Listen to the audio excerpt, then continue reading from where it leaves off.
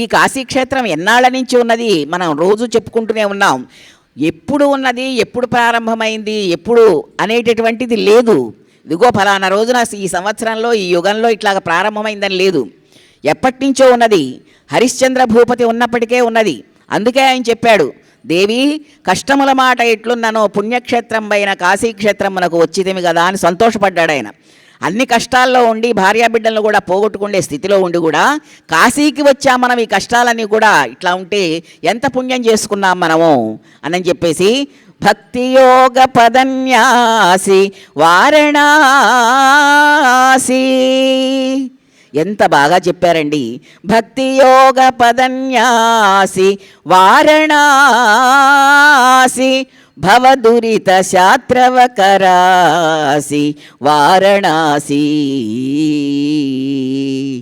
స్వర్ణదీతటి సంభాసి వారణాసి పావన క్షేత్రముల రాసి వారణాసి. ఇంకా చాలా దూరం దీర్ఘం తీస్తారు మన వాళ్ళు, మీరందరూ చూస్తూనే ఉంటారు హరిశ్చంద్ర మరి చరిత్రలో ఇక్కడ జరిగేటటువంటి విశేషం. కాబట్టి ప్రాప్తం ఉన్నప్పుడే కాశీ వెళ్ళగలుగుతామనే మాటకు అనేకమైనటువంటి ఉదాహరణలు మనం తెలుసుకుంటూనే ఉన్నాం. ఇటువంటి కాశీ మహాక్షేత్రానికి మరి అగస్త్యుడు ఎంత బాధపడిపోయి వెళ్ళిపోయినాడో, రెండో రోజు మొట్టమొదటి రోజునే అగస్త్య పరిదేవనం, ఆ వింధ్యగర్వాపహరణం దాన్ని చూసాము.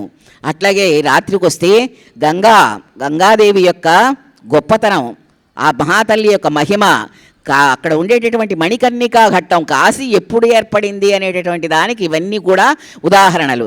చక్రవర్తి హరిశ్చంద్ర చక్రవర్తి కృతయుగంలో ఆ మన్వంతరాల్లో ఉన్నప్పటికే ఉన్నది అంటే, తర్వాత ఇంకా అంతకంటే పూర్వం మణికర్ణికా ఘట్టాన్ని గురించి రాత్రి చెప్పుకున్నాం.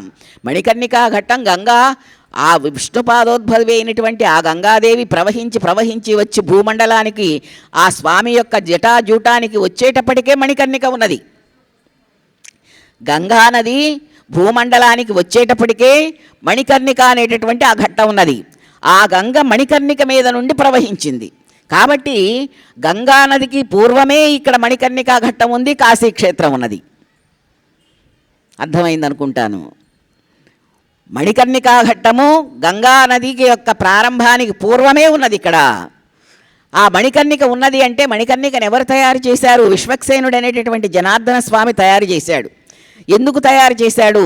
ఇక్కడ ఉండేటటువంటి పరమేశ్వరుడు లీలా విలాస విహారాలకు పనికొస్తుంది, ఒక హ్రదం తవ్వుదాం, ఒక కాసారం ఏర్పరుద్దాము ఆయన పేరు మీద అని చెప్పేసి ఆ తన చక్రంతో సుదర్శన ఆయుధంతో ఆ మణికర్ణిక కాసారాన్ని ఏర్పరిస్తే శివుడు చాలా సంతోషించి తల ఒక్కసారి గట్టిగా ఊపాడు. ఆయనకి ఏది వచ్చినా కానీ పట్టలేం, ఆశ్చర్యమైన ఆనందమైన విషాదమైన.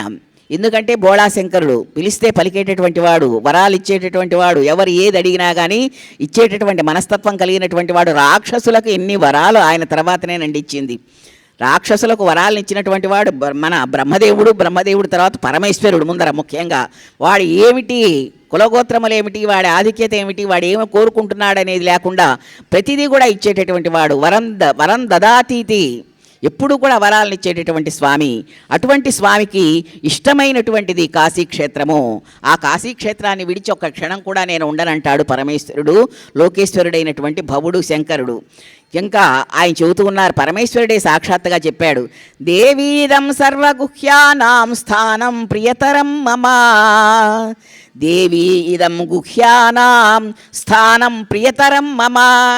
లోకంలో ఉండేటటువంటి స్థానాలు అన్నిటికంటే కూడా నాకు కాశీక్షేత్రము అంటే చాలా ఇష్టము, ప్రియతరము అది. కాబట్టి నేను కాశీని వదిలిపెట్టి ఒక క్షణం కూడా ఉండను. మద్భక్తా తత్ర గచ్చంతి, మద్భక్తా తత్ర గచ్చంతి, మామేవ ప్రవిశంతి చ. ఇక్కడికి వచ్చేటటువంటి భక్తులు నా కాశీలో గంగా స్నానం చేసి నన్ను దర్శించే భక్తులని నేను హక్కును అదుముకుంటాను.